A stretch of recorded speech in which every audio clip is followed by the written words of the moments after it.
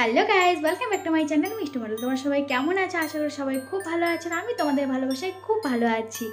তো আজকে কি বার? আজকে বুধবার। তো আজকে হয়েছে মেরি ক্রিসমাস ডে।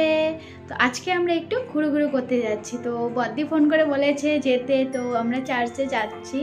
তো চলো এখন চার্চে যাবো। আর কতটা ভিড় হচ্ছে, কীরকম লাইটিং করেছে সেটাই আমরা দেখতে যাচ্ছি। তো চলো সঙ্গে থাকো আমার সঙ্গে, আর সব কিছু দেখতে পারবে তোমরা। চলো টাটা।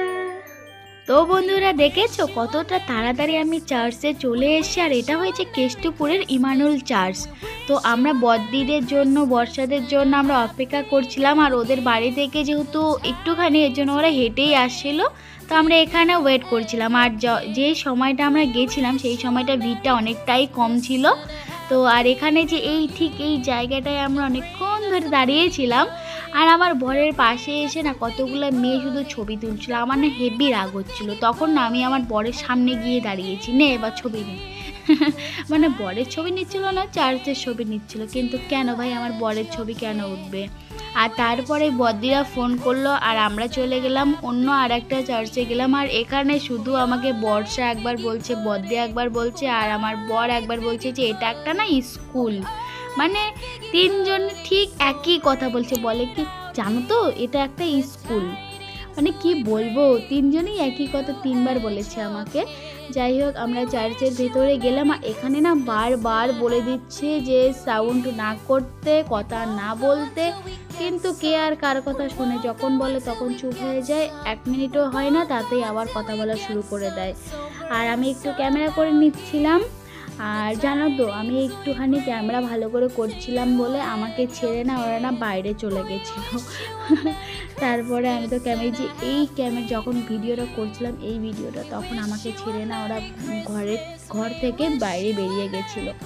তারপরে আমি চলে গেলাম। আর এখান থেকে সোজা আবার সেই চার্চেই যাব যেখানে প্রথম গেছিলাম। তো সেখানেই যাব, গিয়ে দেখবো যে কী করেছে। কারণ আমরা সেখানে গেছিলাম, কিন্তু আমরা দেখিনি যে কি করেছে। আর তারপরে দেখো, খুব সুন্দরভাবে সাজিয়েছে। আর তুলোগুলো এমনভাবে দিয়েছে মনে হচ্ছে যে সত্যি মনে হয় বরফ পড়েছে। আর দারুণ হয়েছে। মানে এত আলোটা যে দিয়েছে না, একদম ওয়াও আলো দিয়েছে। আর দেখবে এখনই দেখেছো, স্যান্টা ক্লজ দাদু আমাকে কিচ্ছু গিফট দেয়নি, এর জন্য রাগ করেছে। আর ভিড়টা দেখো, প্রথমে যখন আমরা এসলাম তখন তো ভিড় ছিলই না, আর এখন দেখো কি ভিড়।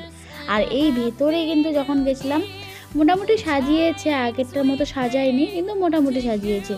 আর এখানে ভেতরে সেরকম ভিড় ছিল না। বাইরে যেহেতু ভালো সাজিয়েছে, এর জন্য লোকে বাইরেই ভিড় করেছে, ভেতরে সেরকম ভিড় করেনি।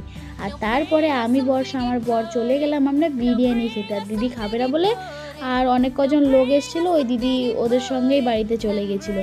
আর তারপরে নিউ টাউনে চলে এসলাম আমরা কেক নিতে, কিন্তু কেকে এত ভিড় ছিল আর নেইনি। আর বাড়িতে এসেই দেখি যে আমার বাবা মানে শ্বশুরমশাই কেক কতগুলো নিয়ে এসছে, 3টে কেক নিয়ে এসছে।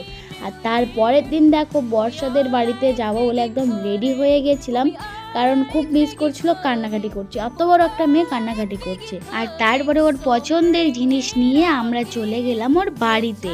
তারপর তো খাওয়া দাওয়া করে একদম সন্ধ্যেবেলা চলে এসেছি। তো চলো, আজকের ভিডিওটা এ পর্যন্তই ছিল। ভালো লাগে লাইক করবে, শেয়ার করবে, আর সাবস্ক্রাইবটা অবশ্যই করবে। দেখা হচ্ছে নেক্সট কোনো ভিডিওতে। ততক্ষণ তোমরা সবাই খুব ভালো থেকো। Thanks for watching. আর হ্যাঁ, ভিডিওটা কিন্তু একটুখানি, তো প্লিজ কেউ স্কিপ করবে না।